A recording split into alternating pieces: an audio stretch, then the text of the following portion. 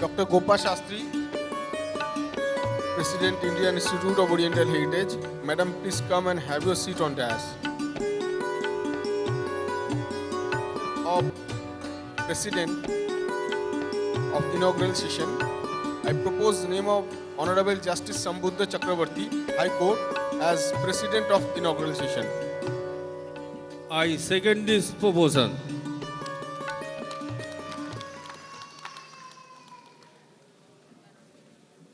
I propose name of Honorable Justice Sambuddha Chakrabarti again as chief guest of our inaugural session. I second this proposal. I propose name of Dr. Satyanarayan Chakraborty as guest of honor in this inaugural session. I second this proposal. Now, lighting of Mangal Deepam in the occasion of 43rd Annual International Conference on Oriental Heritage by Honorable Justice Sambuddha Chakrabarti, High Court, Kolkata.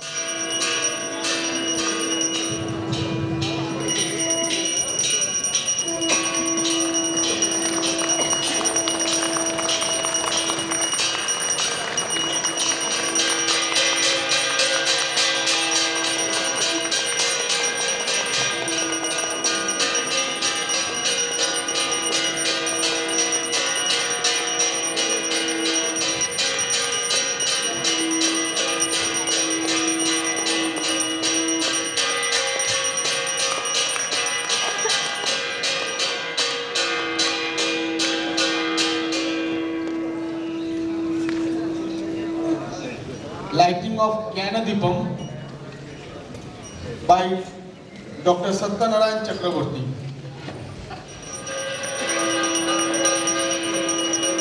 Lighting of Jnana Deepam by Dr. Satyanarayan Chakraborty.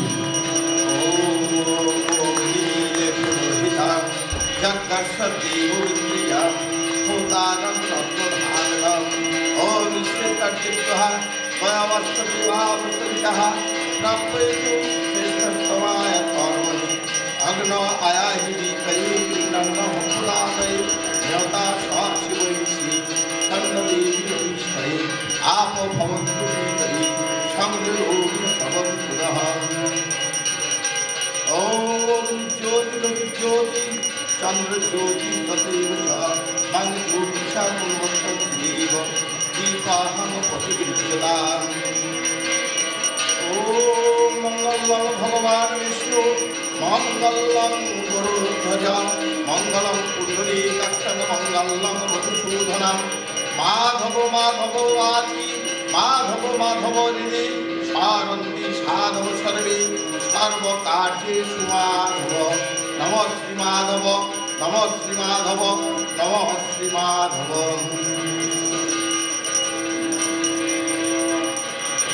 Mangalacharanam and chanting of Veda Mantra by Pandit Sri Ranjan Pathak. Gananath Saraswati Ravi इंद्रो Brihaspati पंचैतान् संस्मरेत् नित्यं कार्यारम्भ्यकरम्यहम् लंबोदरं भूतगणादिसेवितं कपित्थं यम्बुफलचारुभक्षणम् उमासूतं शोकविनाशकारकं नमामि विघ्नेश्वर श्रीपादपङ्कजम् हरिः ॐ ॐ गणानां त्वा गणपतिगुं हवामहे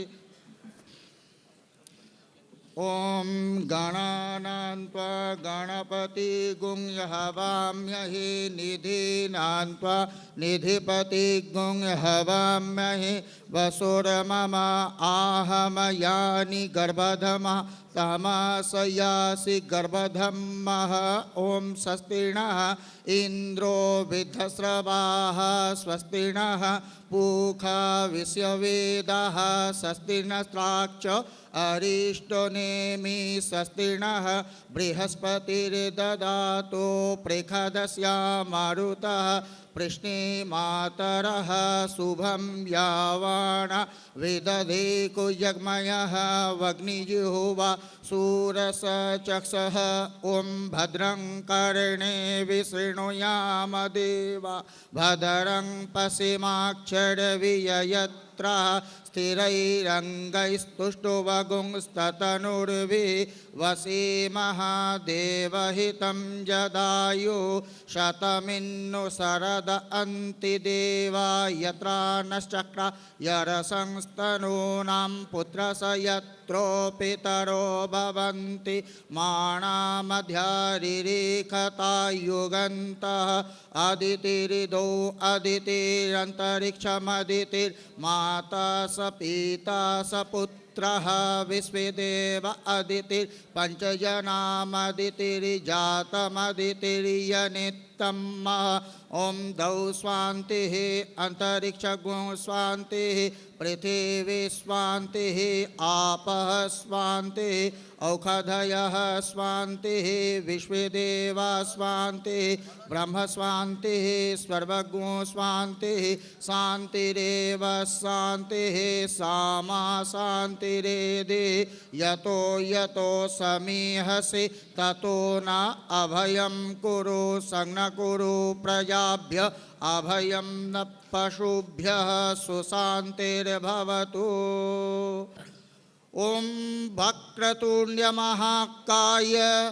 सूर्यकोटिसमप्रभं निर्विघ्नं कुरु मे देव सर्वकार्येषु सर्वदा सुमुखश्चैकदन्तश्च कपिलो गजकर्णक लम्बोदरश्च विकटो विघ्ननाशविनायक धूम्रकेतुर्गणाध्यक्ष भालेश्चन्द्रो गजाननं द्वादशैतानि नामानि यः पठित् शृणुयादपि विद्यारम्भे महायज्ञे प्रवेशे निर्गमे स्वथा संग्रामे संकटेश्चैव विघ्नं तस्य न जायते सर्वमङ्गलमङ्गल्ये शिवे सर्वार्थसाधिके शरण्यत्र्यम्बके गौरी नारायणी नमस्तुते सर्वमङ्गलमाङ्गल्यं वरेण्यं वरदं शिवं नारायणं नमस्कृत्यं सर्वकर्माणि कारयेत् तदेव लग्नं सुदिनं तदेव ताराबलं चन्द्रबलं तदेव विद्याबलं दैवबलं तदेव लक्ष्मीर्पते तेङ्घ्रियुगं स्मरामि लाभस्तेषां जयस्तेषां कुतस्तेषां पराजय जस्य योगेश्वर कृष्ण पार्थधनुर्धर विश्वेशमाधवं डुण्डिं दण्डपाणिं च भैरवं वन्दे काशीगुहं गङ्गां भवानी मणिकर्णिकाम् ॐ नमो भगवते श्रीमद् रामकृष्णाय नमो नमः स्थापकाय च धर्मस्य सर्वधर्मस्वरूपिणे अवतारवरिष्ठाय रामकृष्णाय नमो नमः नमो सभाभ्यो सभापतिभ्यश्च नमो नमः Dr. Binidhar Diwan will chant Veda mantra now.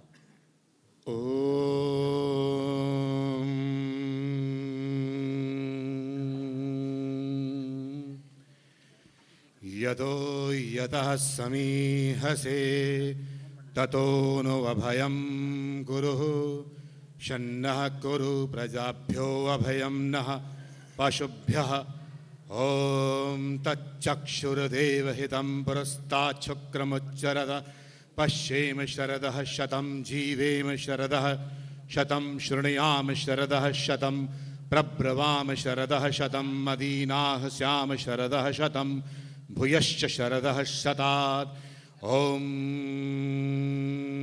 यं ब्रह्मा वरुणेन्द्ररुद्रमरुतः स्तवन्ति दिव्यैस्तवै वैदेही साङ्गपदक्रमोपनिषदे गायन्ति यं सामगा ध्यानावस्थितद्गतेन मनसः पश्यन्ति यं योगिनो यस्यान्तं नाविदुसुरासुरगणाः देवाय तस्मै नमः देवाय तस्मै नमः ॐ अयन्त यद्मात्मजा तवेदस्ते नेध्यस्व वर्धस्व चेद्धवर्धय चास्मान् प्रजया पशुभिः ब्रह्मवर्चसेन अन्नादेन समेधयः ॐ अग्नेन यस्सुपधाराये अस्मान् विश्वानि देववयुनानि विद्वान् यो योध्यस्म जुहुराणमेनो भूयिष्ठान्तेनामुक्तिं विधेम् ॐ हिरण्यगर्भः समवर्तताग्रे भूतस्य जातः पतिरेक आसीत् सदाद्धारपृथ्व्यन्द्यामुते मां कस्मै देवाय हविषा विधेम् ॐ यज्जाग्रतौ दुर्मुददैति दैवं तदु सुप्तस्य तथैवैति दुरङ्गमां ज्योतिषां ज्योतिषां ज्योतिषां ज्योतिरेकं तन्मय मनः शिवसङ्कल्पम् अस्तु ॐ ॐ भुः भुः भुवः भुवः स्वः स्वः तत् तत् सवितुर्सवितुर्वरेण्यं वरेण्यं भर्गो भर्गो देवस्य देवस्य धीधि महि महि यो यो नः नः प्रचोदयात् प्रचोदयात् ॐ त्र्यम्बकं यजामहे यजामहे सुगन्धिं सुगन्धिं पुष्टिवर्धनं पुष्टिवर्धनम् उर्वारुकमिव उर्वारुकमिव बन्धनात् बन्धनात् मृत्योर्मुक्षीय मृत्योर्मुक्षीयमामृतात् ॐ स्वस्ति न इन्द्रो वृधश्रवाः स्वस्ति न पूषा विश्ववेदाः स्वस्ति नस्तारक्ष्यो वरिष्ठनेमिः स्वस्ति नो बृहस्पतिर्दधातु। मैं मर्यादा पुरुषोत्तम राम की ननिहाल की भूमि से आया हुआ आप सभी का रामकृष्ण परमहंस के शुभ दिवस पुष्य नक्षत्र में आप सभी का हार्दिक अभिनंदन करता हूँ। स्वागतम स्वागतम। Paying homage to Sri Sri Ramakrishna Paramahansadev by Honorable Justice Sambhuddha Chakraborty. स्थापकाय च धर्मस्य सर्वधर्मस्वरूपिणे अवतार वरिष्ठाय रामकृष्णाय ते नमः।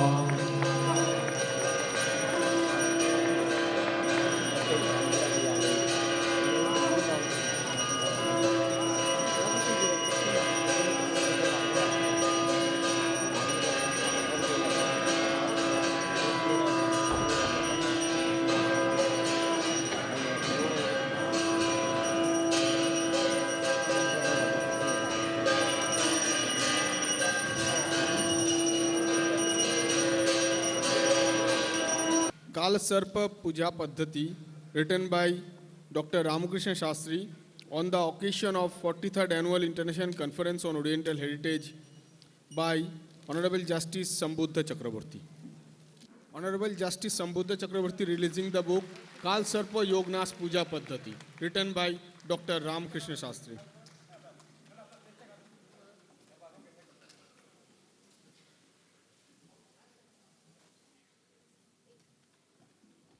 His Excellency Justice Sambhuddha Chakraborty, Calcutta High Court, Dr. Satyanarayan Chakraborty, Dr. Ramakrishna Shastri, Chairman of Indian Institute of Oriental Heritage, ladies and gentlemen, it's my pleasure and honor to welcome you to the 43rd Annual International Conference of Oriental Heritage. Now, it's also my pleasure to welcome all the international delegates from different parts of the world. Their deep faith in the Eastern philosophy has brought them here. Yesterday was a very momentous day. We celebrated Oriental heritage by giving various awards to various achievers. That is something very, very unique in this kind of a forum, the Oriental Heritage Forum, because celebrating success and recognizing people with achievement is the greatest achievement of any organization, and they have done it. Today, I think there will be a lot of presentation on various aspects, and I'm sure those presentations are pearls of wisdom which we would like to understand and know. And as a learner, we will learn certain new things. Again, ladies and gentlemen, today also we will have a very momentous day, and I'm sure you will all have a nice time and enjoy it. Thank you so much. International Conference 2020 by Honorable Justice Sambuddha Chakravarti, High Court, Calcutta.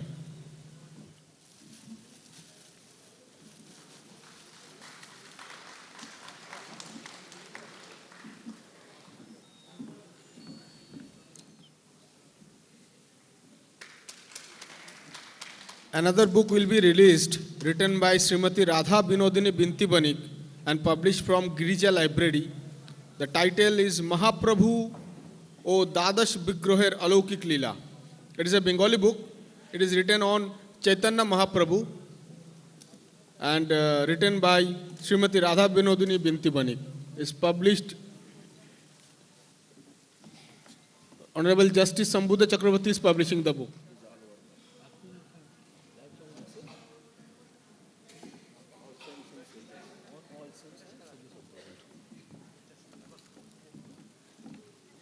Release of another book, Lifelong Message on All Sages and Saints of the World, written by Professor Harshavardhan Tiwari. Honorable Justice Sambuddha Chakravarti is releasing the book.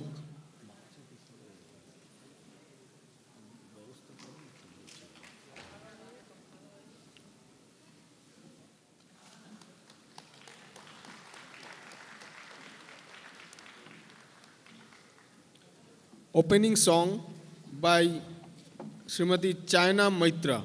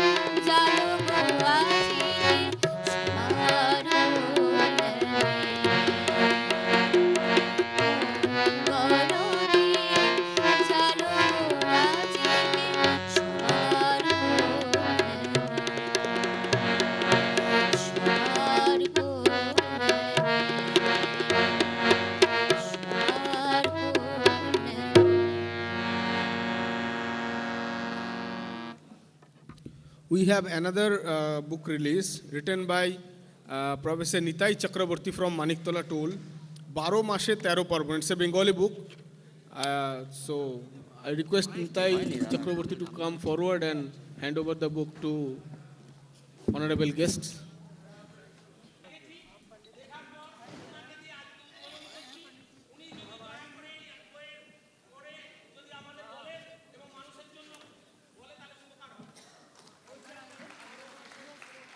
Book written by Mr. Nitai Chakraborty, Baro Mashe Tero Parbon, is being released by Dr. Ramakrishna Shastri.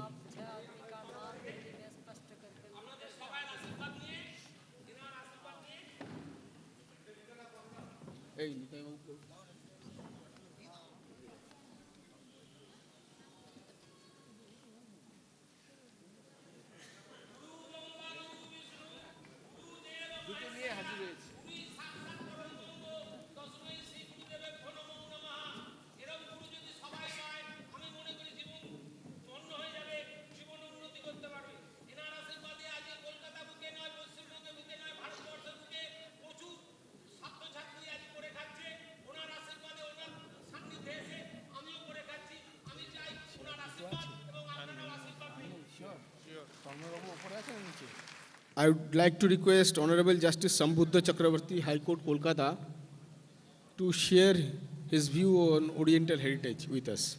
The distinguished honorable guests on and off this stage.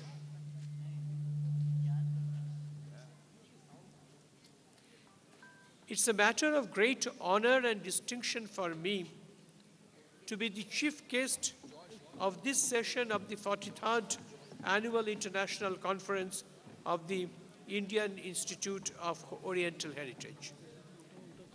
While I feel extremely overwhelmed by the kind gesture shown by the Institute in nominating me to be the chief guest of this session, and particularly by its chairman, Pandit Professor Ramakrishna Shastri, in asking me to be the chief guest, it leaves me very embarrassed to accept the position. None better than me knows how unsuitable I am for the post today. এটাতে বলবো তাহলে এটা কি হবে এটা of করে দিন তাহলে দুটো সাউন্ডে ঘাম আসবে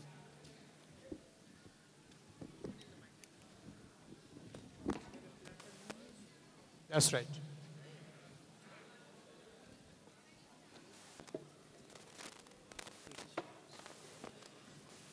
None better than me knows how unsuitable I am for the position today. About 3 decades and a half ago, when I was seriously with the academics, I could claim some right to be the guest here. I joined thereafter a very different branch of learning, law, and I had taken it to be my profession. As is proverbially known, law is a very jealous mistress, leaving one no chance to pursue my cherished dream of academic interest. After my elevation to the bench, the load of judicial work of the highest court of the state left me practically no opportunity to be actively associated with the academic interest. I continued to be banished from the academic world with which I was so comfortable for such a long period. With that information in the background, the request to be the chief guest of the session of the conference, I take it to be a hallmark of the proof of the affection of Shastriji on me instead of an independent assessment of my worth. The lexical meaning of the word heritage is the preserved tradition of a nation or a society.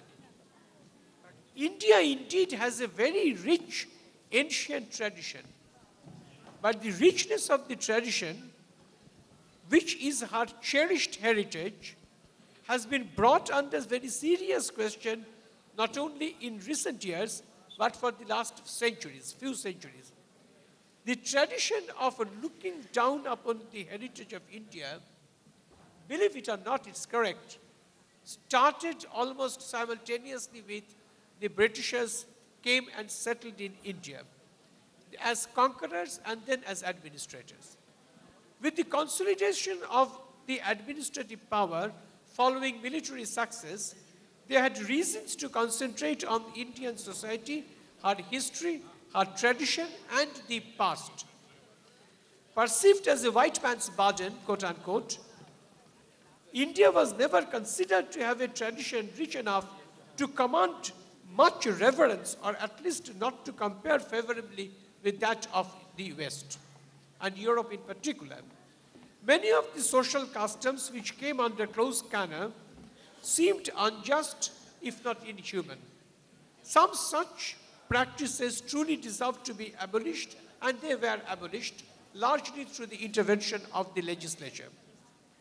That apart, as for this, India must remain forever grateful to the contact with the West. In fact, it is no good denying that India's modernity, in a sense, owes much to this contact. It is, however, the compulsion of administration that required the East India Company to have acquaintance primarily with the laws of the country that existed before they had arrived and settled in India, and later to discover the other aspects of Oriental learning under the auspices of Sir Warren Hastings. The laws of the land were compiled in the 1780s under the name of Gentoo Code. Similarly, various religious and philosophical texts were translated into English. Indian history was rediscovered, reanalyzed, reinterpreted, rewritten with new archaeological findings. The West, despite this existence of a rich treasure of Oriental learning, with all their philosophical and metaphysical subtleties, would hardly come to terms that the richness of the Oriental language could be at par with what the West had produced. A sense of cynicism manifested itself in various forms for a very long time.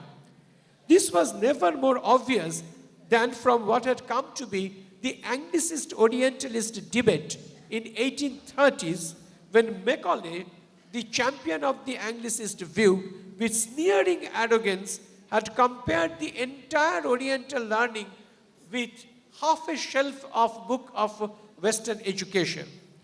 The Anglicist won the dispute, and the course of education for India was decided once and for all. In the process, a sense of superiority of the Western knowledge over the Indian knowledge was reinforced, and it has continued till the entire period of the British administration. It is true, despite an awakened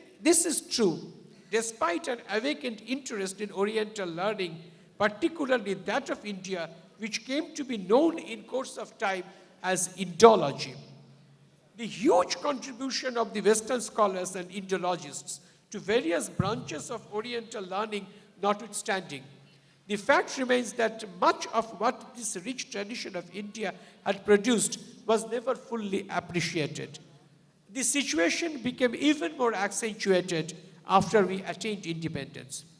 Now, independent India produced a scholarship, rather a tradition of scholarship. We may use the word parampara. Very recently, Dr. Rajiv Malhotra is working on it, and to quote him, the parampara of traditional scholarship that has grown in post-independent India has a uniform focus, which is very important to note. They have attempted to interpret our tradition through the lens of the West. What we had learned, what we have been taught, and the way we can secure a position in the West. Let us be very frank. There is no point in disputing this thing. As in the West, so also in India, a tradition grew of interpreting the Indian heritage from that perspective. The British had successfully left behind the conviction of the superiority of the Western intellect. Moreover, well, I'm really grateful to Rajiv Malhotra. I'm in fact borrowing this idea from him. He has argued, and I consider this worth considering, that the Indian scholars have produced theses which will be acceptable in the West because the funding and everything is controlled by them. And who knows that a Western stamp of a scholarship really secures us a better position in our society. Right, the same thesis produced and written in X University of India is not really even the best university of India. I mean, if it is produced and presented in some Western university, and no, you don't even have to go to the very prestigious university, even an ordinary university, as if that has a greater value. And there is no other way, because it's like, as in the science, also in the arts, it is always the funding source that controls the type of scholarship that you will have. You can't really have a research, even in science, which the company won't fund or the chair won't fund in the West. So that's really determines the kind of the nature of work that is expected and that will be produced. We have a huge body of research work which have been guided along with the Western lines. Subjects were chosen, dissertations were written, views were propagated, and a tradition was created that found very comfortable to question the tradition of Oriental learning itself. The very recent example is Sheldon Pollock of Columbia University, USA's views of Sanskrit. I'm not going into the details of that. I mean, there is no way, but he believes in desacralization of Sanskrit, and the school of learning has grown following Sheldon Pollock. Coupled with it has grown a tradition of our own scholars teaching and preaching along the line of their Western gurus. The researchers done have to toe along with that line for obvious reasons. The result is that Indology, in the name of it, we have got a fractured view of our understanding of the past. Old traditions die hard. The theory of Aryan migration still dominates the world of scholarship to a very large extent. This in turn has given a section of the Indian intelligentsia a certain excuse for comparing the present day with the political scenario that prevailed in the 1930s in the Europe of the last century. It is in this context the holding and organizing the annual conference of this Institute of Oriental Heritage has assumed greater relevance and significance. The time has come when Oriental heritage has to be read from the Oriental perspective. It has to be addressed from the Oriental point of view. I am sure this conference will bring together many thought-provoking ideas which will provide us with sufficient space and time to re-examine some of the issues which call for immediate reorientation. I personally look forward to the usufruct of the conference, for you know that it's not possible for me to attend because I'm still in my service and I have my, for example, despite all my wishes, I couldn't attend yesterday. So it will not be possible for me to attend all these sessions, but then Shastriji has assured me that the usufruct will be given to me. I'm personally looking forward to that, and that's my very personal interest in the matter. I again express my heartfelt thanks to the Institute, particularly its chairman, Shastriji, for organizing, for taking such an initiative in holding the annual conference. Not only that, but continuing uninterruptedly for more than 4 decades. I know that through this conference and such other conferences, a new understanding of the Orient will emerge slowly. That is the crying need of the hour. Thank you very much. Thank you. Now, I would like to request Honorable Justice Sambuddha Chakraborty to confer Rabindranath Tagore Memorial Award to Professor Dr. Balvinder Shukla, Vice Chancellor, Amity University, Noida.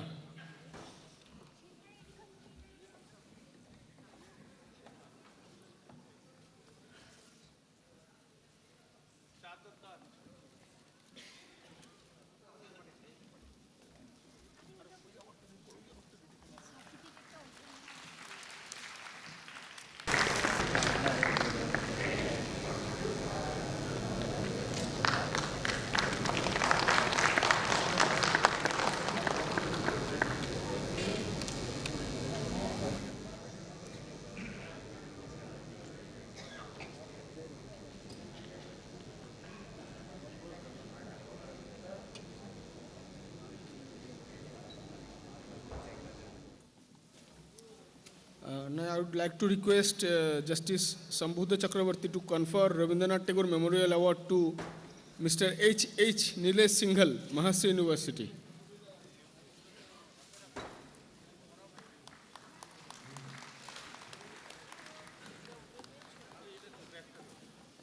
Rabindranath Tagore Memorial Award to Mr. H. Nilesh Singhal, H. Nilesh Singhal, Mahasi University.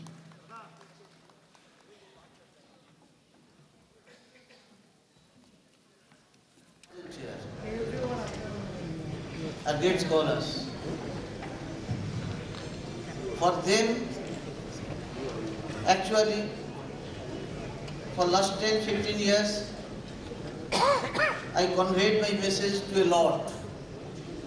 And this year, it was a condition for Mr. Shastri Ramakrishna that please do not request me for any lecture, maybe small even. Anyway, it's my sincere love for him that I am here today again, and that I would like to say a few words.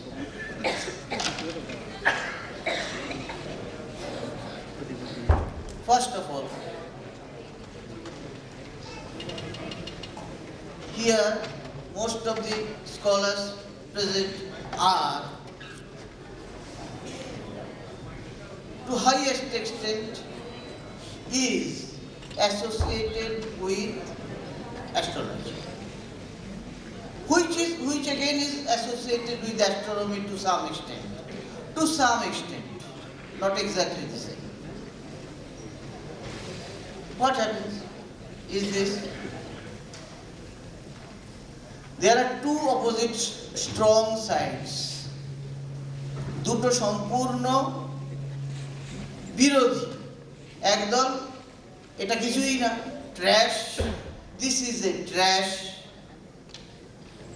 আরেক দল যা কিছু আছে সব এতেই আছে। দুটোর ভেতরেই বোধ হয়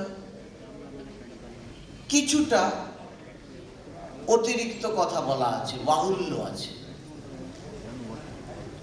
একটা কথা তো ঠিক, ছন্দঃপাদৌ তু বেদস্য হস্তৌ কল্প অথপঠ্যতে জ্যোতিষাময়নং চক্ষু নিরুক্তম শ্রোত্রমুচ্যতে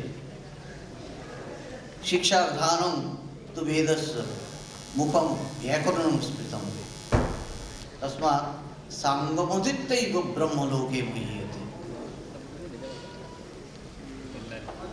If you do like attainment of Brahmapada, then you have to go with all these branches, 6 branches called Vedanta, Shiksha, Kalpa, Vyakaran, Chanda, Jyotish, without which the Vedic studies is useless. It cannot be gained. It cannot be gained. তো বৈদিক জ্ঞান অর্জন করতে গেলে বেদাঙ্গকে সংজ্ঞা নিতে হবে। বেদাঙ্গের একটা অঙ্গ জ্যোতিষ। সুতরাং জ্যোতিষ যে শাস্ত্র ছিল এটা এখন প্রতিপাদনের আর কোনো অবকাশ নেই। তোমরা আর সব মানবে, ব্যাকরণ মানবে, ছন্দ মানবে, শিক্ষা মানবে, কল্প মানবে, শুধু জ্যোতিষের বেলায় বলবে ও কিছু না, সেটাও চলবে না। কারণ পাঁচটাকে মানবে, একটাকে মানবে না, ওটাও কিন্তু পক্ষপাতদুষ্ট। সুতরাং ওটাও সমভাবে একটি বিজ্ঞান বলেই আমাদের মানতে হবে। তাহলে এখন এত বিরোধিতা কেন? আমি যে প্রশ্নগুলো তুলছি, these are all burning questions. Sometimes I speak in English, sometimes Bengali, because I know most of you here know Bengali, understand Bengali. Feel free hearing Bengali. And at the same time, it is international conference. There may be some person coming from other parts of the world. Anyway, এখন কথা হলো যে তাহলে এই রকম বিরোধিতা হয় কি করে? বিরোধিতা হয় আমাদের নিজেদের দোষে। বিরোধিতা হয় এই জ্যোতিষকে অবলম্বন করে যারা বিভিন্ন ক্রিয়াকর্মে ব্যক্ত আছেন তাদের পারস্পরিক প্রতিস্পর্ধায়। জ্যোতিষকে তুলে দেওয়ার পক্ষে যদি একটা কোনো কারণ পৃথিবীতে থেকে থাকে, সেটা হলো এদের ভিতরে পারস্পরিক প্রতিস্পর্ধা এবং পারস্পরিক 5 মিনিট আগে যিনি যা বলে গেলেন 5 মিনিট বাদে সেটাকে খণ্ডন করার এই যে একটা লড়াই চলছে। কি স্যার ঠিক বলছি কিনা? টিভি খুললেই দেখবেন প্রথম 5 মিনিট একজন জ্যোতিষের যে বিষয়গুলো বলে গেলেন, ঠিক তার পরের 5 মিনিটেই, 5 মিনিট কেন তারও বেশি, 10 মিনিট ধরে তিনি সেগুলোকে সবকটা খণ্ডন করে বললেন এবং প্রায় নাম করে করে বললেন উনি কিছুই জানেন না। উনি কি করে জ্যোতিষ সম্বন্ধে বলবেন? জ্যোতিষে তার কোনো ভবিষ্যৎ নেই, ভালো। তো মানুষ কি ভাববে? এমন এই লড়াই এখন এমন পর্যায়ে গিয়েছে, একজন বলেন আমি 15 মিনিটে সব আপনাকে পাইয়ে দেব, 15 মিনিটের ভেতরে আপনার যত লালসা যত বাসনা সব পূর্ণ হবে। কাউকে বশ করতে চান? 15 মিনিটে বশীকরণ। ও বাবা, গত সপ্তাহের আনন্দবাজার কাগজে দেখলাম একটা বিজ্ঞাপন আছে 15 মিনিটে বশীকরণ, তার পাশেই একটা বিজ্ঞাপন 5 মিনিটে বশীকরণ, তারপরে আসবে মিনিটে বশীকরণ এবং তারপরে আসবে দর্শন মাত্রে বশীকরণ, ইত্যাদি ইত্যাদি ইত্যাদি ইত্যাদি। হচ্ছেটা আমাদের কি কোথাও শিক্ষা গ্রহণের অবকাশ নেই? এটা একটা শিক্ষা প্রতিষ্ঠান। আপনারা এখানে যারা আছেন তারা সবাই প্রায় আমাকে চেনেন, কারণ এখানে এই মুখগুলোও প্রায় সমান, আর এখানে যারা আছেন তারাও সবাই, যারা আছে সবাই আমাকে চেনেন, কেউ চেনেন না এমন নেই। আমি আজ থেকে 15 বছর আগে থেকে বলে আসছি, বারংবার বলে আসছি, অধ্যয়নম তপ, শিক্ষাটা হলো একটা তপস্যা। শিক্ষাটা হলো একটা তপস্যা। তপ, আরে তপের ভিতরে তো তপ শব্দটা আছে, তপ মানে তাপ। তপস্যার ভেতরে তাপ কথাটা আছে। তো তাপটা কিসের তাপ? আরে পরিশ্রমের তাপ। তোমাকে অর্জন করতে হবে। তুমি অর্জন না করে তুমি পরপর কতগুলো সার্টিফিকেট বাড়িতে জমা হলো, ওগুলোতে তোমাকে মহান করবে না। ওগুলো ঘরের কতগুলো পুরনো খবরের কাগজের মতো জমতে থাকবে। বিদ্যা মানুষকে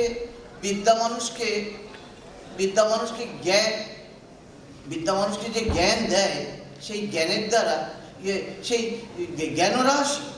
জ্ঞানরাশি তাকে নৌকো পার করায়। কিন্তু জ্ঞানরাশি যদি বোঝা হয়ে যায় তো নৌকো ডুববে। আমরা জ্ঞানরাশিকে, আমরা সার্টিফিকেটগুলোকে যদি বোঝা করি, ও তো আপনার নৌকো ডুবে যাবে।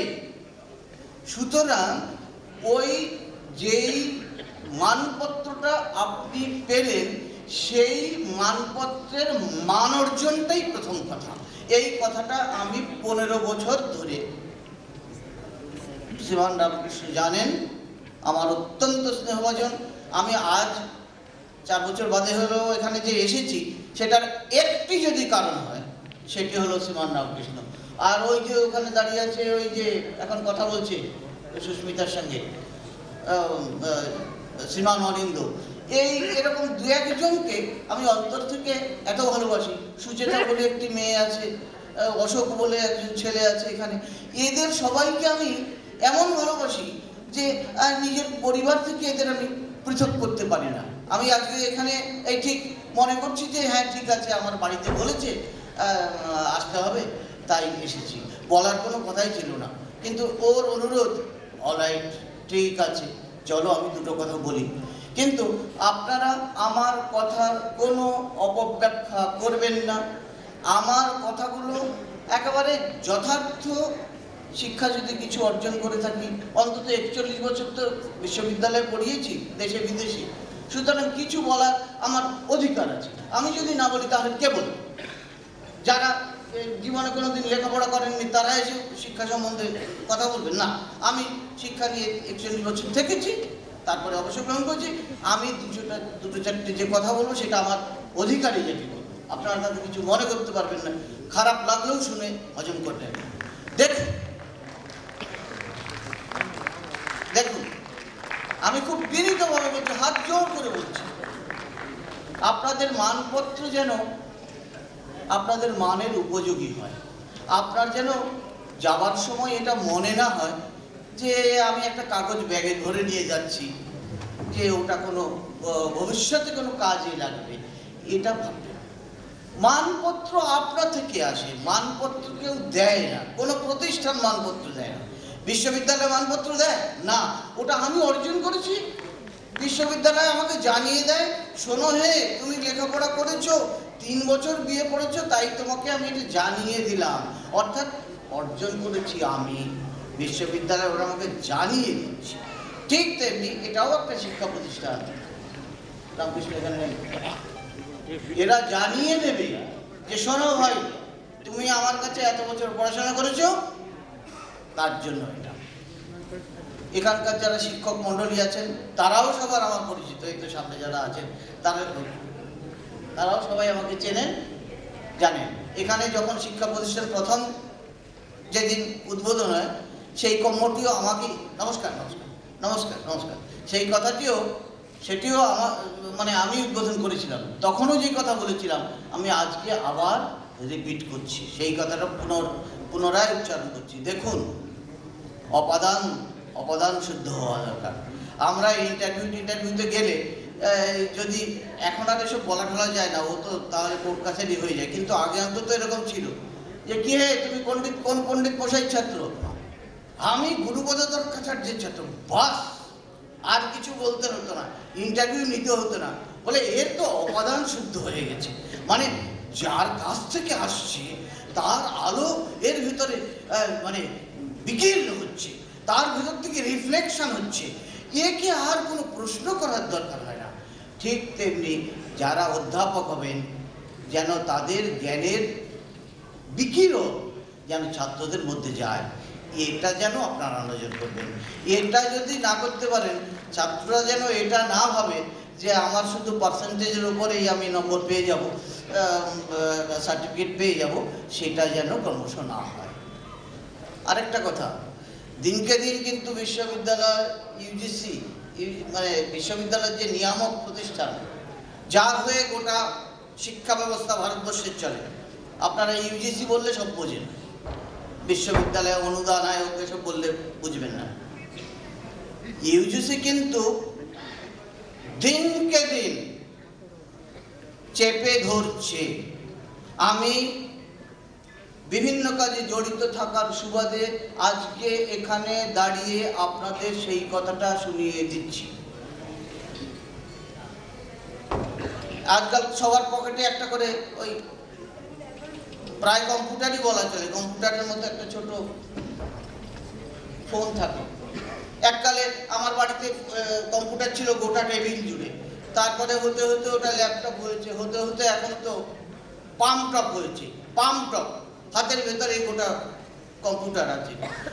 দুদিন বাদে এটা নেল টপ হবে, যাই হোক, নেল টপ কম্পিউটার হয়ে যাবে।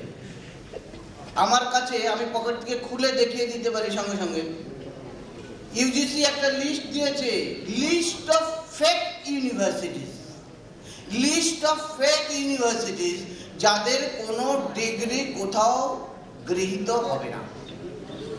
এবং তার ভিতরে শুনলে আপনারা চমকে যাবেন, উড়িষ্যা, উত্তরপ্রদেশের এমন এমন বিশ্ববিদ্যালয়ের নাম আছে যাদের নাম ফেক ইউনিভার্সিটির তালিকায় ঢুকে গেছে, তাদের ডিগ্রি গৃহীত হবে না।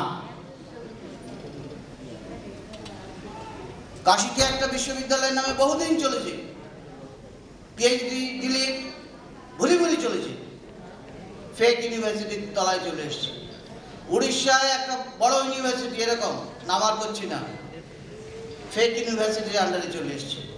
এবং দিনে কালে হবে কি, এরপরেও যদি এইরকম অযাচিতভাবে এবং মানে অপরিণত হাতে যদি ডিগ্রিগুলো ক্রমশ যেতে থাকে, তাহলে কিন্তু বিশ্ববিদ্যালয় কমিশন ও ইউজিসি গোড়া ধরে টান দেবে, বিশ্ববিদ্যালয়ের সমস্ত ডিগ্রি বাতিল করে দেবে। আমরা যেন সে পথে না যাই, আমরা সবাইকেই ডিগ্রি দেব, যথাযোগ্য ডিগ্রি দেব।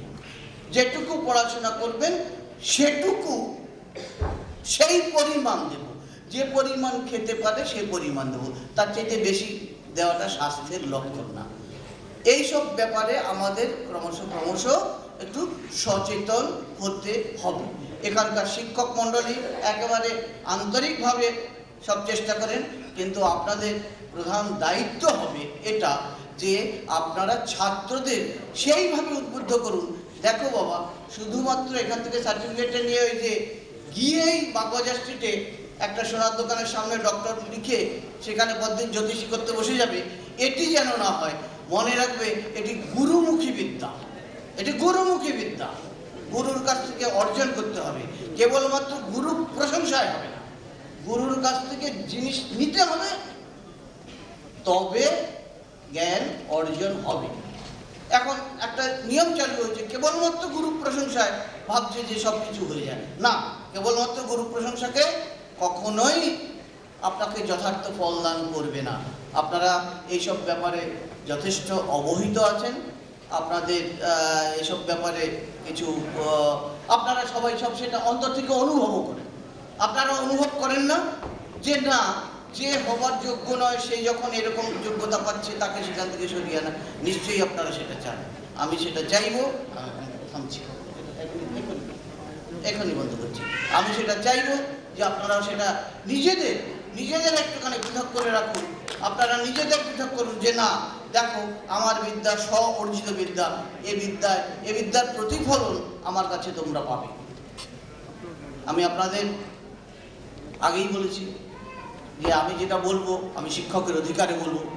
আপনাদের অনেকে পছন্দ হতে পারে, অনেকে পছন্দ না হতে পারে, কিন্তু মনে রাখবেন এইসব কথার ভিতরে বিন্দুমাত্র আমার মানে অসত্যতার ছলনা নেই।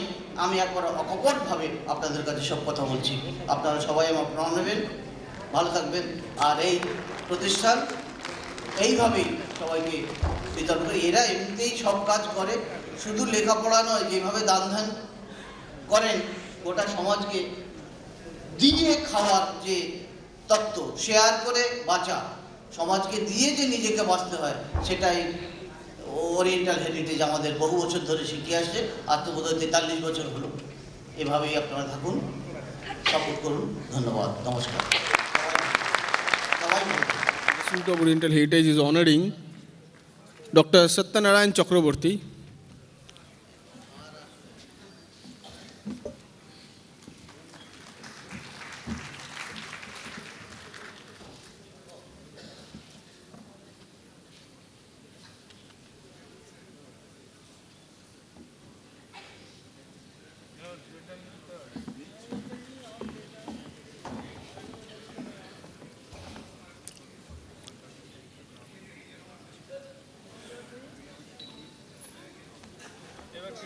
হ্যাঁ স্যার, আপনি আসুন, বসে বলুন,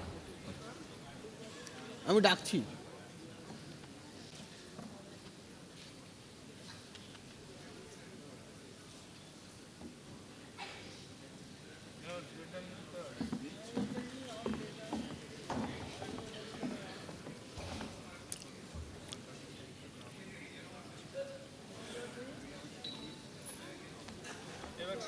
হ্যাঁ স্যার আপনি আসুন বসে বলুন।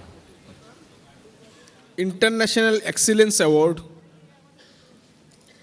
by Indian Institute of Oriental Heritage to Miss Anne Beverdorf, Texas, USA.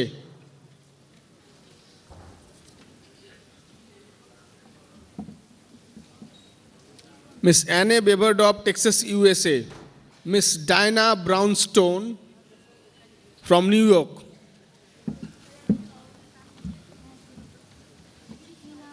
Anna Beversdorf from Texas, USA.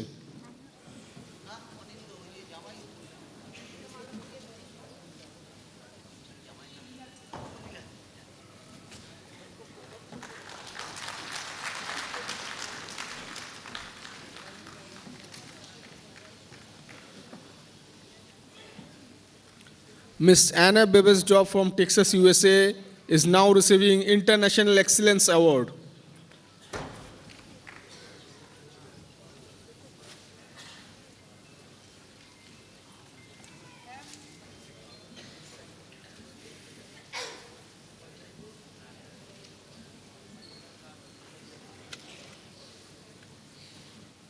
It is a great honor for me to be here today, and I thank the Oriental Institute for the invitation.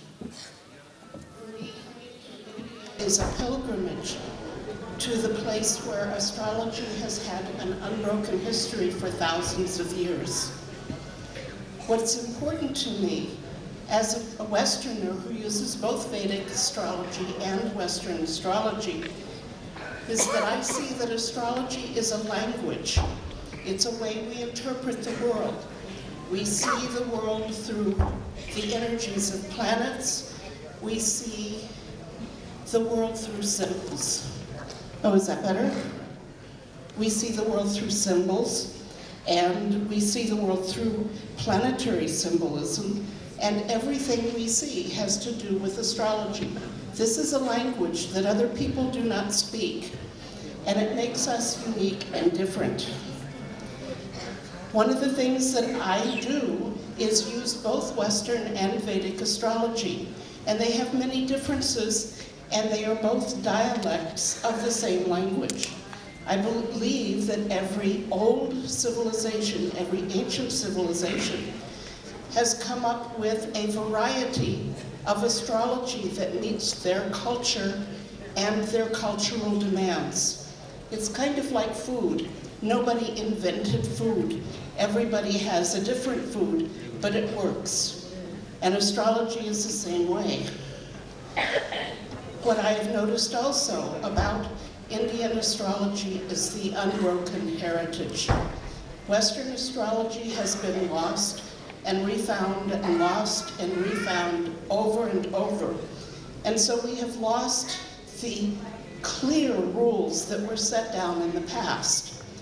In the present, we are more like Japan after World War II, because before the war, for example, the United States had a big automobile industry, and then Japan was bombed terribly. And after the war, they created their own automobile industry that was more modern than the United States industry, and they sold more cars. What happened in Western astrology is we lost the past.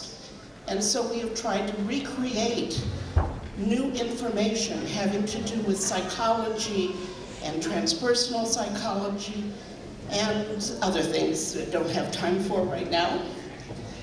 One of the things that I also discovered with Indian astrology that is not available in Western astrology are remedy systems, which is a very powerful tool for both the astrologer and for individuals in life.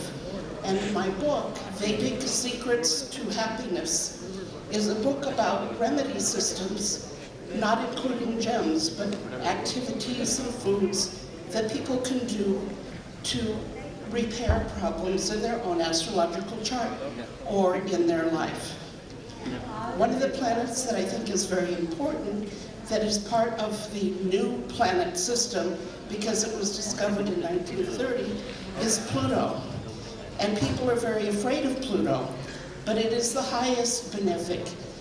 It offers us the chance to let go of our expectations and our comfort zone, and it allows us to be open to new things.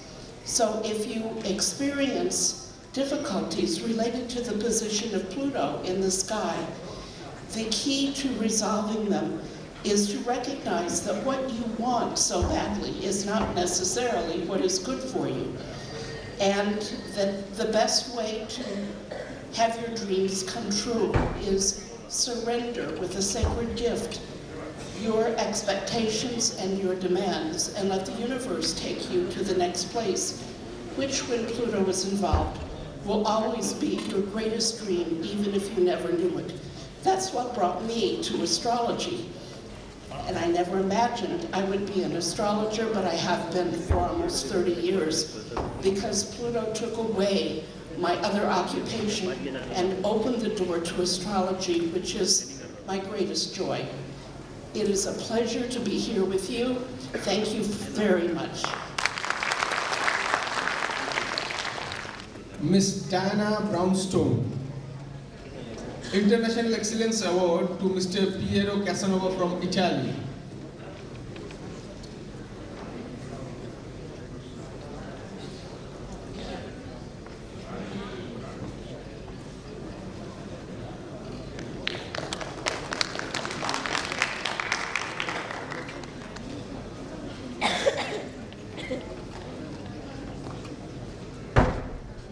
International Excellence Award to Mr. Piero Casanova from Italy.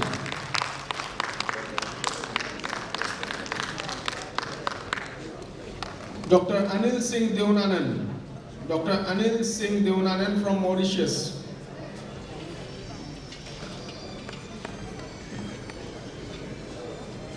Dr. Anil Singh Devananand from Mauritius.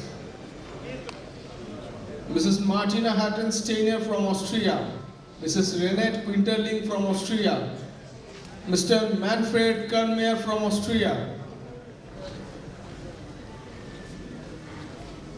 Mr. Anil Singh Devananand from Mauritius is receiving International Excellence Award from Indian Institute of Oriental Heritage.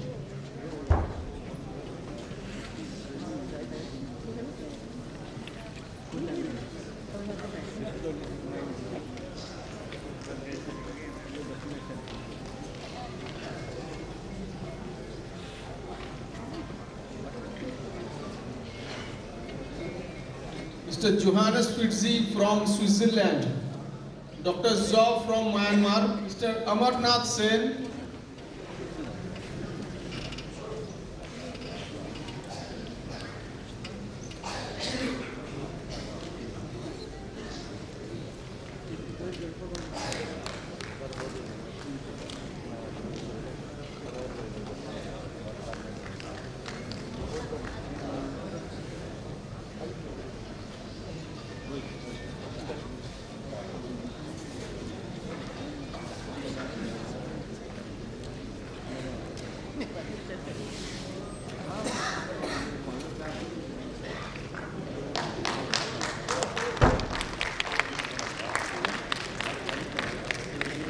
Mr. Amarnath Sen,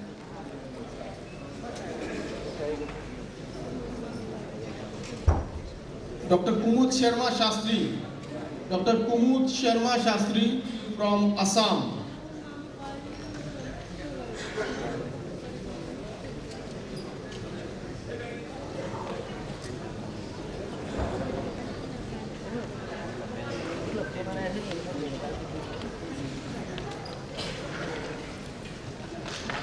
International Excellence Award to Dr. Kumud Sharma Shastri from Assam.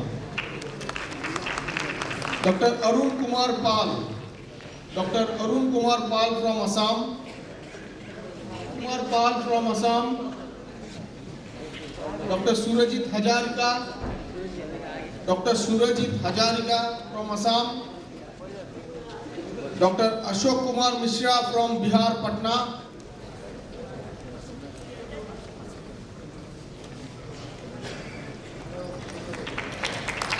Dr.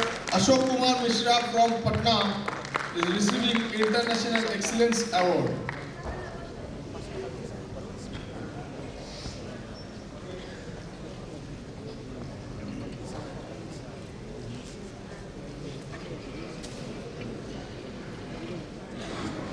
Miss Claudia Bizzetti from Italy.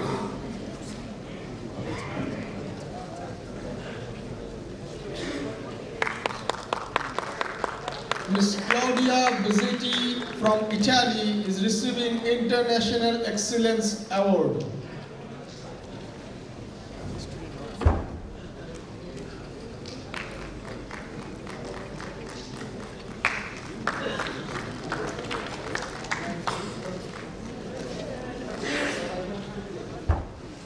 Miss Paula Gabor from USA, Mr. Amarnath Sen from Kolkata.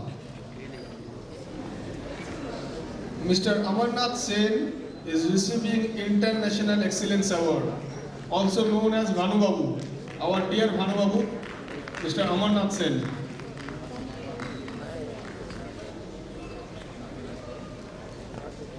Kumar Pal from Assam is now receiving International Excellence Award.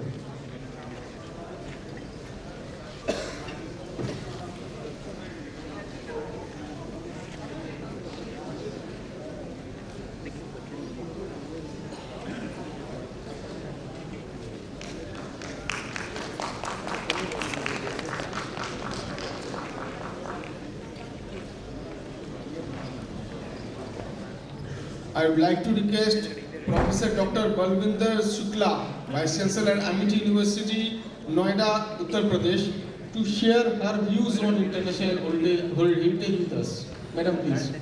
Chief Guest of the Day, Chairman of Indian Institute of Oriental Heritage, all the dignitaries on the dais, in the audience. It's my great privilege to be here and receive very prestigious award. India has the most ancient education system in the world. Apart from the gurukuls, mats, viharas, parishas, tolas, they have been the oldest universities also in our country.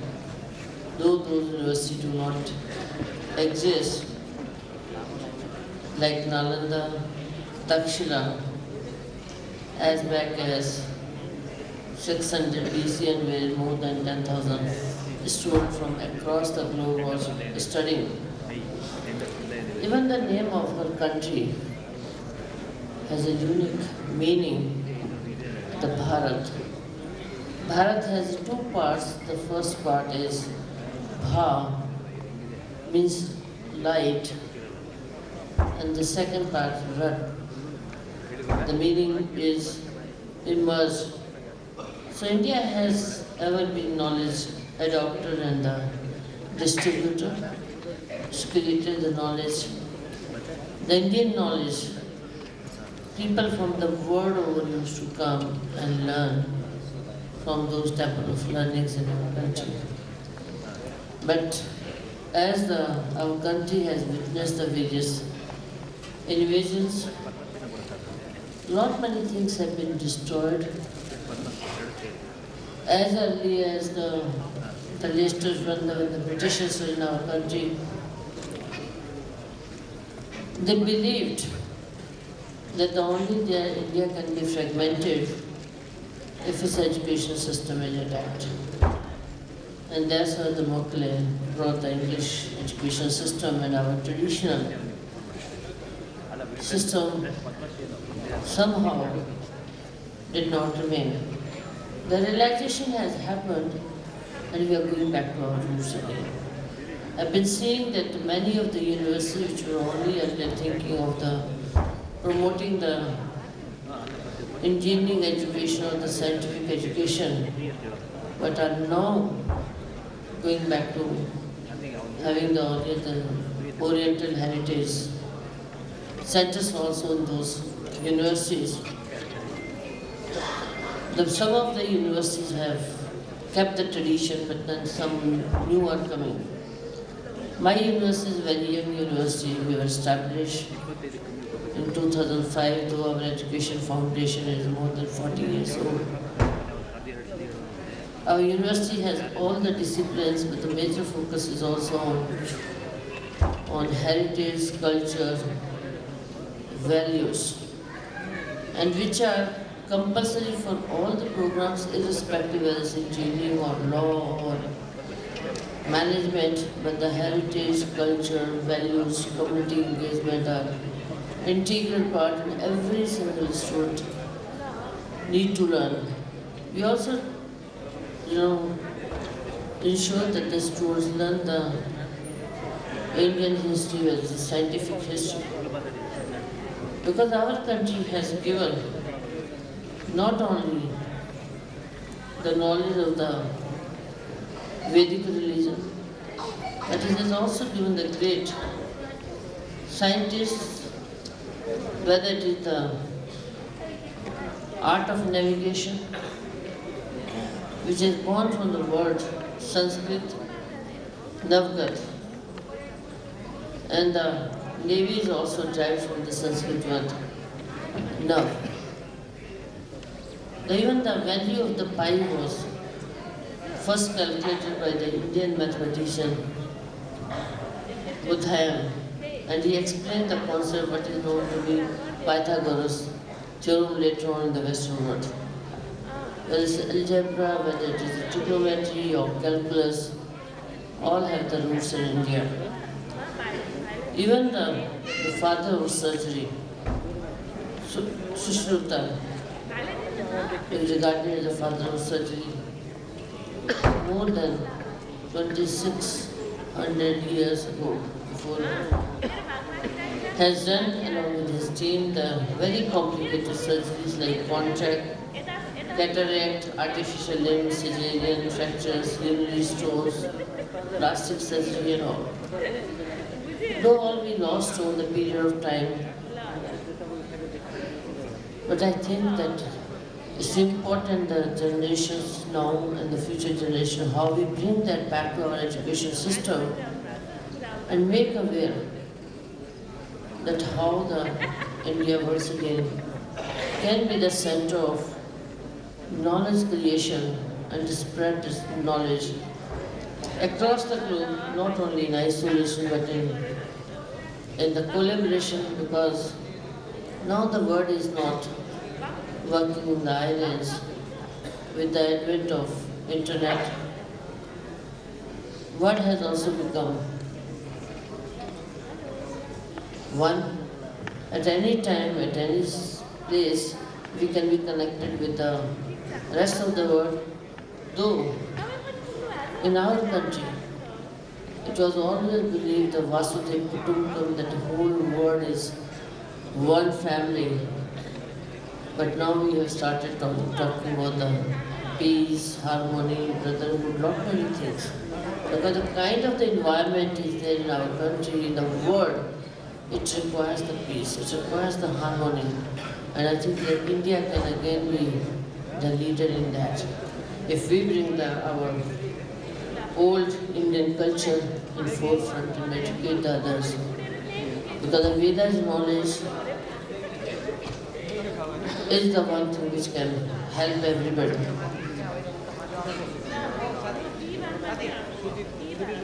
I really call myself very proud Indian that I have born in a country which has the richest heritage. Though there are many other parallel countries are there, but no other country can really bring that what the India has to offer. And long back, the famous English hydrologist F.W. Thomas, way back in 1867, have said that the education is no exotic to India. There is no country where the love of learning had so early in our origin, has exercised so lasting and powerful an influence. These words are live testimony of the fact that from mystic Vedic poet to Gurudev Rabindranath Tagore, the succession of knowledge is sustaining, uninterrupted. Yes, the world may count several countries, as said, parallel to India, but India is unique. The gravity, abundance, and sustenance of knowledge tradition has been so vivid and strong that the glimpses of the same are still with us despite the.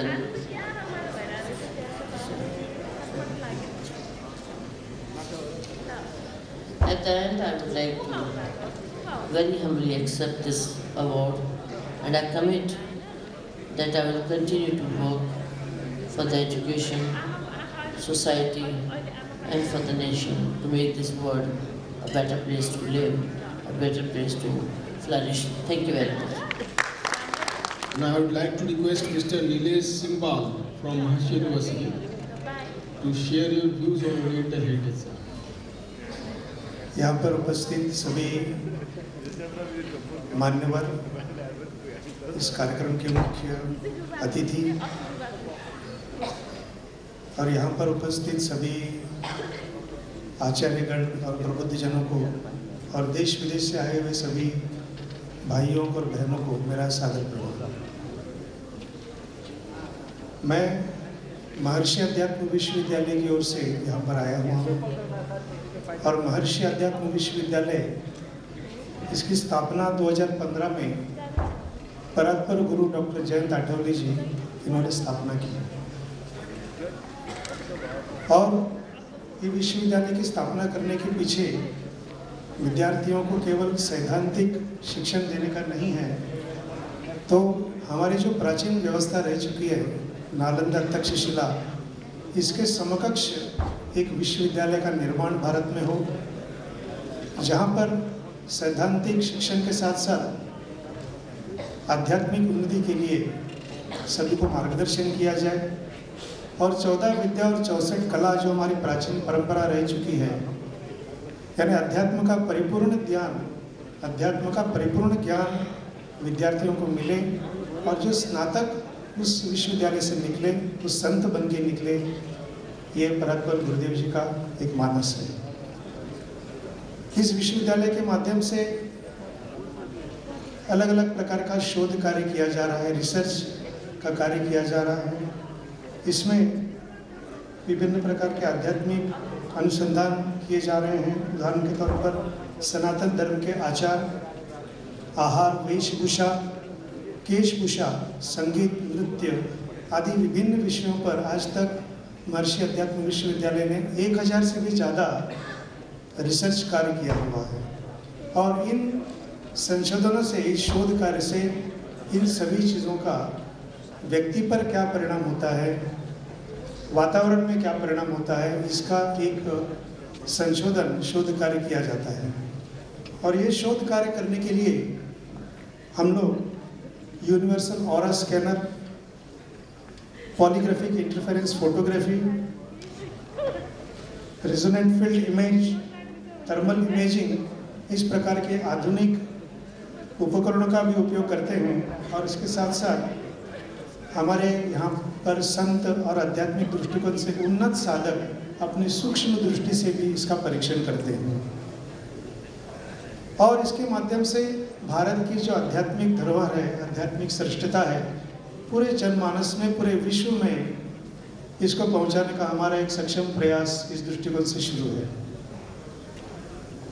इसमें वेशभूषा में पाश्चिमात्य वेश और भारतीय वेश, धार्मिक कृत्य में श्राद्ध करते समय या यज्ञ करते समय वातावरण में क्या परिणाम होता है, व्यक्ति पर क्या परिणाम होता है, इसके साथ साथ संगीत, नृत्य, जिसमें पाश्चिमात्य संस्कृत संगीत और भारतीय संगीत, उसी प्रकार से नृत्य, उसमें जो आध्यात्मिक चेतना निर्माण होती है भारतीय नृत्य और संगीत से, भारतीय वेशभूषा से, अधिक ब्रह्मांड से दैवी शक्तियों का चैतन्य ग्रहण करने की क्षमता भारतीय परंपरा में है। उसी प्रकार से भूमि यानी मिट्टी और जल के कई सारे नमूने हम लोगों ने जांच किए। इसके माध्यम से देश विदेश के लगभग 14 नदियां भारत की और 31 विदेश की नदियां और 1000 से भी ज़्यादा मिट्टी के नमूने हम लोगों ने जांच किए। इसमें हमें आश्चर्यकारक जो चीज़ें हैं वो ध्यान में आई। इसमें ये ध्यान में आई कि भारत की मिट्टी में लगभग 65% सकारात्मकता ऊर्जा थी, 65% मिट्टी में, और इसके विपरीत विदेश के लगभग 86% मिट्टी में नकारात्मक ऊर्जा प्राप्त हुई। भारत के पानी के नमूनों में 76%, 67% नमूनों में सकारात्मक ऊर्जा प्राप्त हुई और विदेश के लगभग 85% पानी के नमूनों में नकारात्मकता प्राप्त हुई। और ये जो भारत की उच्च आध्यात्मिक और सात्विक धरोहर है, इसके पीछे एकमेव कारण है यहाँ के पवित्र और जागृत मंदिर, यहाँ के संत महात्मा, यहाँ के ऋषि मुनियों की धरोहर, उनकी तपस्या और यहाँ पर यज्ञ याग जो किए जाते हैं, और आप जैसे भक्त लोग जो अपनी साधना के द्वारा यहाँ पर जो चैतन्य का प्रक्षेपण करते हैं, इसका उपयोग, इसका परिणाम हर चीज़ में गया हुआ है। महर्षि अध्यात्म विश्वविद्यालय में ज्योतिष शास्त्र में भी संशोधन का कार्य किया है और मुझे पूरा विश्वास है कि आप यहाँ पर जो बैठे हुए आचार्यगण इसमें आने वाले भविष्य काल में बहुत बड़ा योगदान दे सकते हैं। इसमें ज्योतिष शास्त्र के माध्यम से व्यक्ति का प्रारब्ध हो, का कार्य हो, कार्य क्षेत्र, शारीरिक, मानसिक, आध्यात्मिक प्रकार की समस्याओं के बारे में निदान किया जा सकता है। और महर्षि अध्यात्म विश्वविद्यालय के माध्यम से परात्पर गुरुदेव जी ने ज्योतिष शास्त्र के अनुसंधान के कार्य चल रहा है। इसमें कुछ प्रातिनिधिक उदाहरण मैं आपको बताने वाला हूँ। वर्तमान कलयुग में अधिकांश लोग जो है उनको अनिष्ट शक्तियों के द्वारा पीड़ा है और हमारे संग्रह में लगभग जिनको आध्यात्मिक समस्याएं हैं और जिनको आध्यात्मिक समस्याएं नहीं हैं, ऐसे 300 लोगों के व्यक्तियों की जन्म कुंडली हमारे पास संग्रहित है और इसका सामयिक अध्ययन कर उसकी कुंडली में कौन से योग समान है, यह देखकर उनके आध्यात्मिक कष्टों का विश्लेषण किया जा सकता है और ज्योतिषाचार्य इसमें बहुत बड़ा योगदान भावी काल में दे सकते हैं। इसके साथ साथ महर्षि अध्यात्म विश्वविद्यालय में उच्च लोगों से इस पृथ्वी पर जन्म लिए हुए कुछ दैवी बालकों को पहचान लिया है। लगभग 1000 दैवी बालक विद्यालय ने पहचान कर और वो किस लोक से पृथ्वी पर जन्म लिया है ये भी पहचानने का एक कार्य किया है। और इसके माध्यम से यदि किसी बच्चे में साधना करते हुए संत पद प्राप्त करने की क्षमता है तो बचपन से ही उसको साधना के बारे में मार्गदर्शन करके उसके जीवन का उद्धार किया जा सकता है, उसको आध्यात्मिक दृष्टिकोण से प्रेरित किया जा सकता है। हमने संतों की भी कुंडली की जांच की। इसमें सनातन के प्रेरणा स्थान परात्पर गुरु डॉक्टर जयंत आटोले जी के मार्गदर्शन से साधना करके आज लग 1000 से भी ज़्यादा साधक संत बनने के मार्ग पर हैं और 100 साधकों ने संत पद प्राप्त किया है और संतों की कुंडलियों का सामयिक अध्ययन कर उनकी कुंडली में कौन सा योग समान है इसका अध्ययन कर सकेंगे। उसके अनुसार सामान्य व्यक्ति को इस दृष्टिकोण से मार्गदर्शन करके संत पद प्राप्त करने के लिए भी ज्योतिषाचार्य बहुत बड़ा योगदान कर सकते हैं।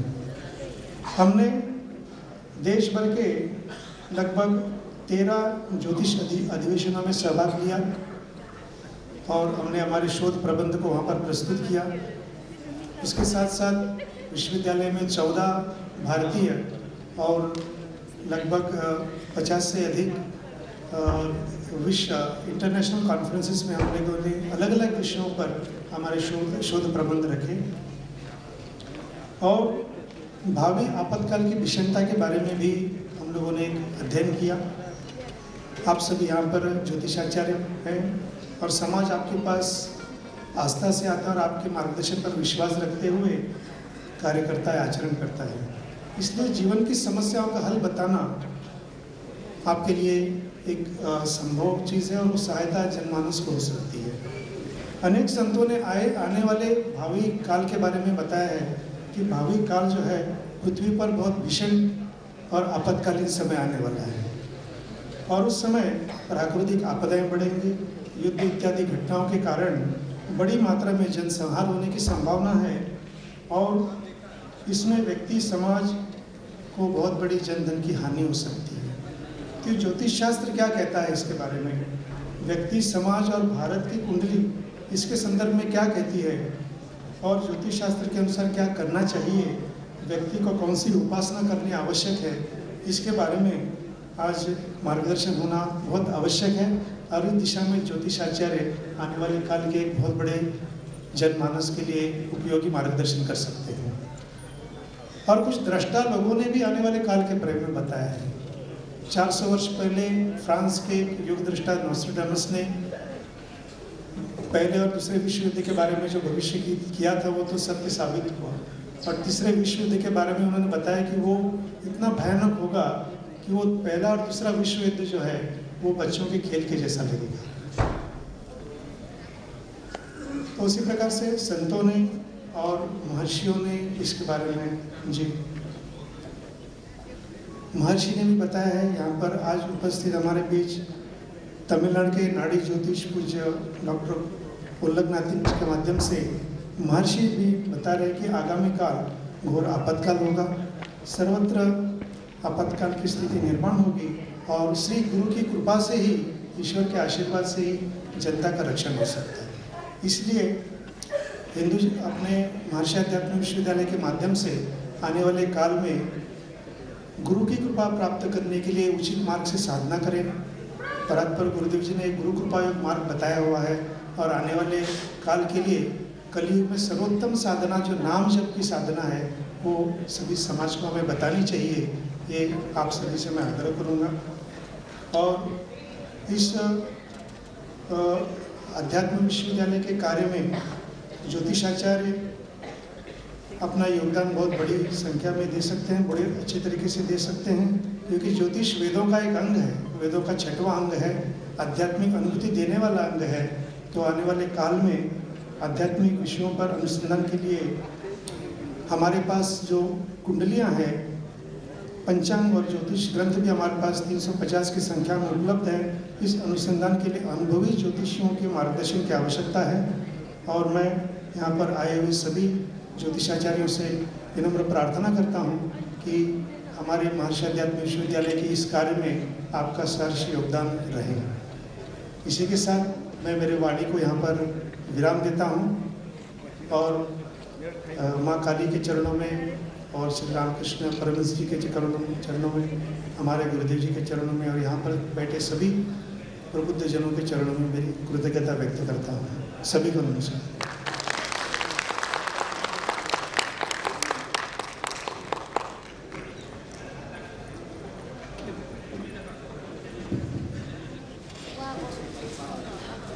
Dr. Hanuman Shastri from Aryabhatta Foundation is honoring Dr. Ramakrishna Shastri and Mrs. Gopa Shastri from Aryabhatta Foundation, Kolkata.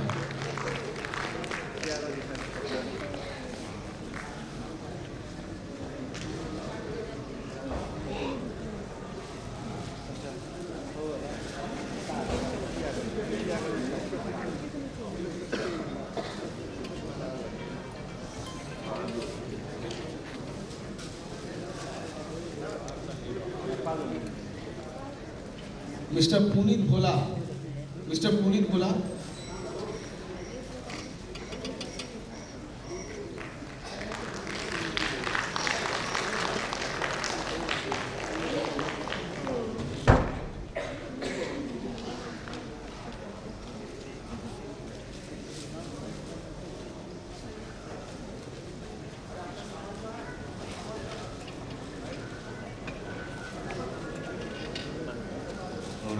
हमें कलकत्ता आने का अच्छा अनुभव प्राप्त हुआ।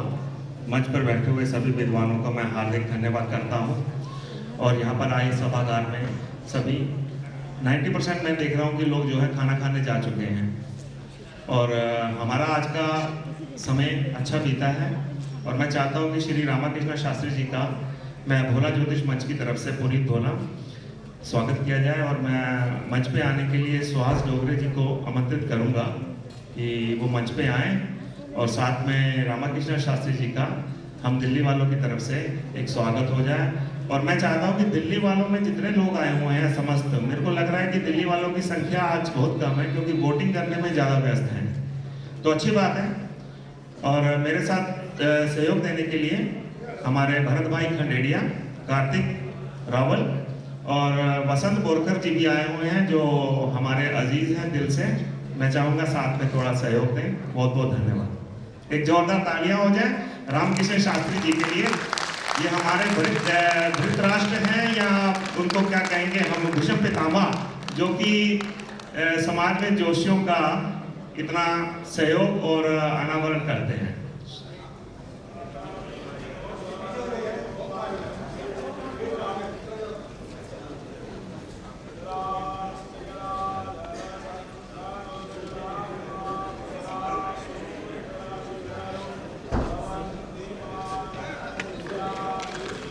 Mr. Puneet Gola from Delhi is honoring Dr. Ramakrishna Shastri.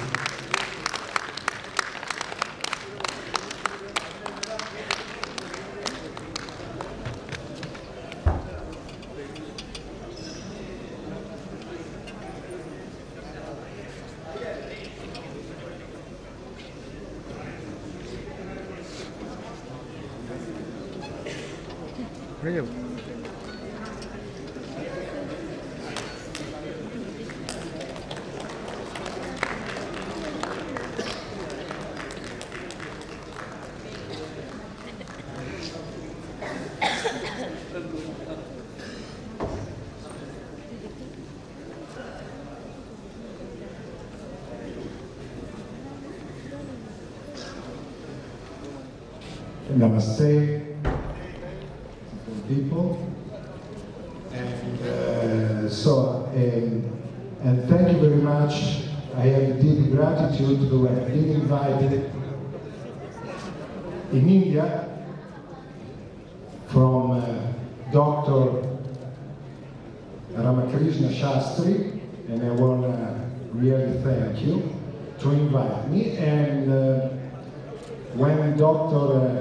Ramakrishna Shastri asked me which kind of topic do you want to talk about yoga, they said, well, I have not really nothing to teach to the scholars like you, because you should know that it's 26 years I've been adopted in India from the Maha River, Ganga, and yoga has been changed in the world, especially in the Western countries, but also in India, the practice of yoga.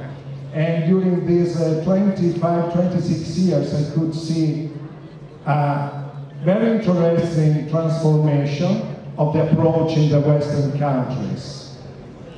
So to understand how important in the West has been the social events or big events that had a strong social impact in the West, how for a reaction in the West, yoga changed. So to understand this, I try to say it briefly, and you all know, we have to start from the seeds where people from Bengal, like Vivekananda, Paramahansa Yogananda, brought the genuine message of yoga, and at that moment was not for a mass population, for researchers and scholars, but it was taken with a very high genuinity and authenticity of this message.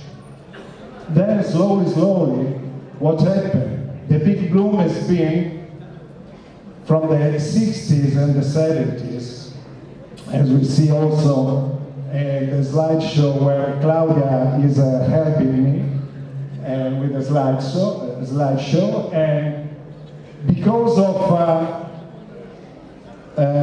interest in war games in the 60s between US and Vietnam, for a contraction and a reaction, the youth generation start to travel in India, be interested in a ground, in a big one that could host the idea of peace. Okay?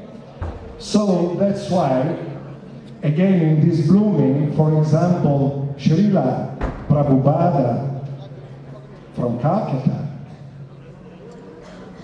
and went to US, and also the rock band, the Beatles from England, went to Rishikesh to follow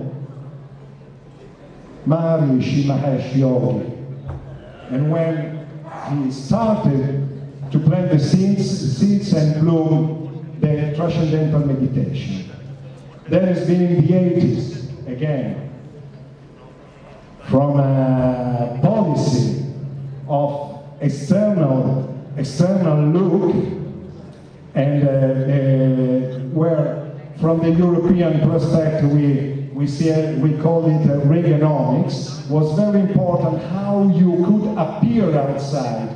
And so yoga has been seen, you can see here a funny picture, so how I appear. There was not interest to go to have a work-in. It was just a workout, even, as you can see. Have you heard about this guy called Bikram?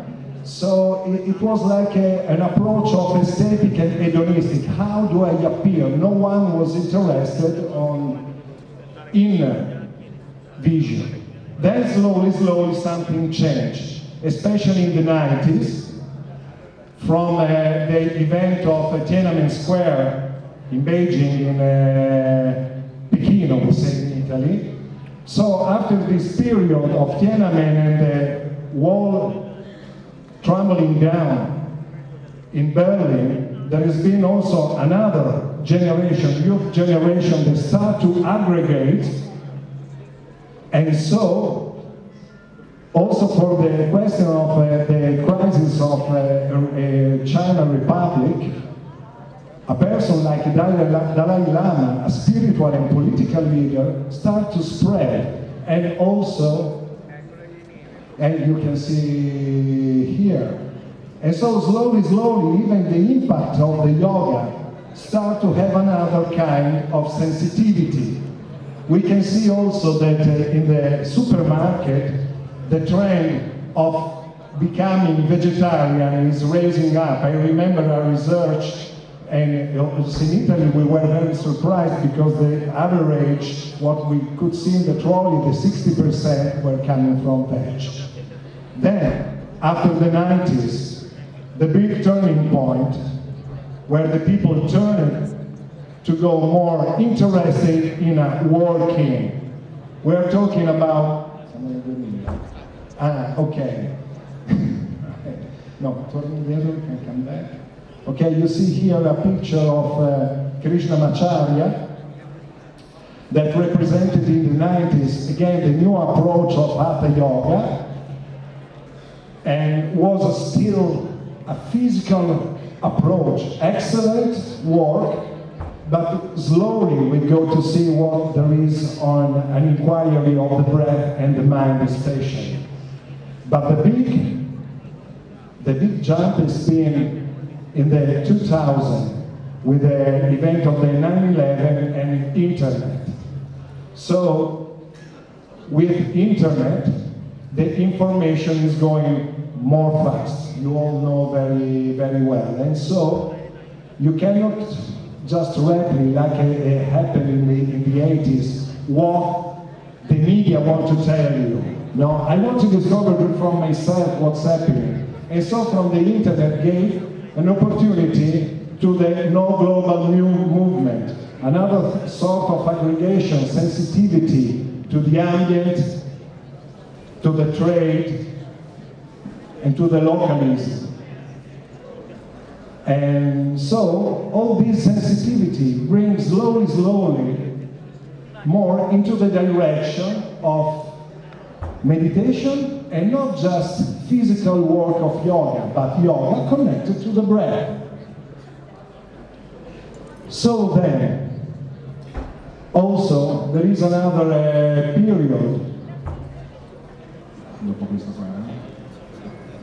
Okay. No, go back. Okay, I tried to. So I said, like,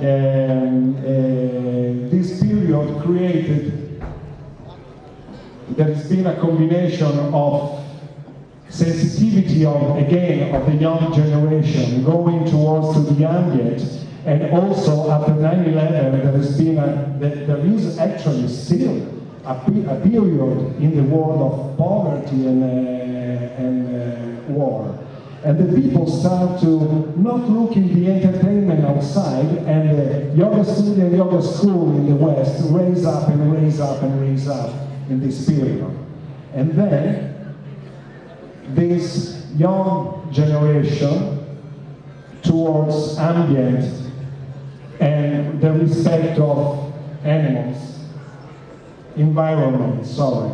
respect of the environment. And I want to point here, and I also want to send a message not just to you, but also from the people here in the back, that as we see in this development of the approach of the yoga, that were before in the 80s were more hedonistic and slowly discovering of pranayama. Are you distracted? Pranayama and meditation.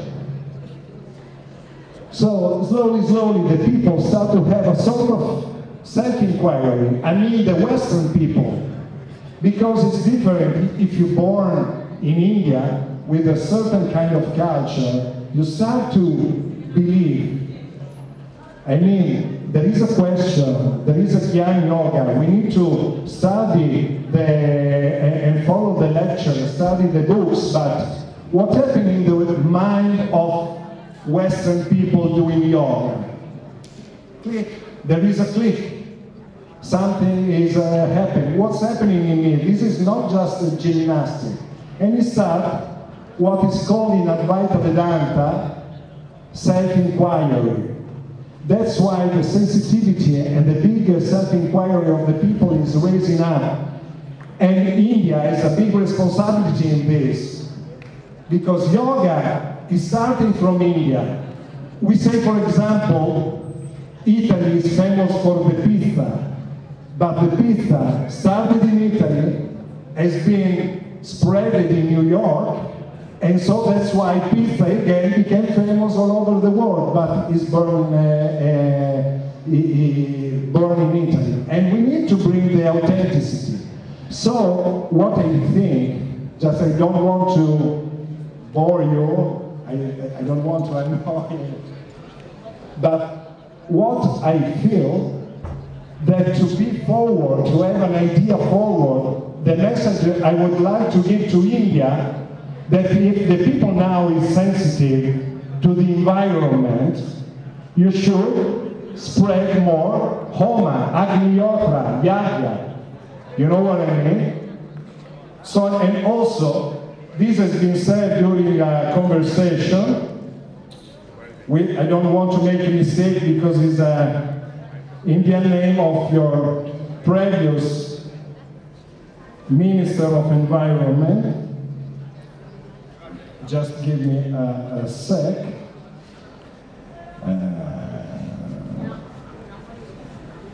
Dr. Satyapal Singh visited our ashram in Rishikesh, and we had an interesting conversation how Agniyotra has an impact on the environment. You know better than me if you're all our scholars. Even the ash remaining is an incredible fertilizer for the ground, and we can create a self-environment. So I think that the best idea should be to create a network, because as also he said, he's an ex-minister, he's coming from the Veda, or better, even before the scripture, 10,000 years ago. But it's for everyone, every human being, every sentient being. And I think that this could be really a big answer for the environment in the world, not just in India, but for, and the science is starting from here. Mathematics start from the Vedas. And I just want to, I will leave you saying you this about, thank you, but this is important. Maybe many of you know with Nataraj. Okay. Do you know this picture? So in 2012, there has been the discovery of Higgs boson, and we are talking about quantum physics, nothing more far than a spiritual speech, right? So, and what is interesting that in the headquarters of the engineer, there is a statue of Nataraj. It was a very happy news for me also because it helped me to explain better to my students about Sankhya philosophy and the Vedic cosmology. And this is very interesting because in the area of the scientists that need to prove, there is a beautiful statue of Mahadev. So I hope the message arrived, and from my heart, namaste to everyone. Namaste.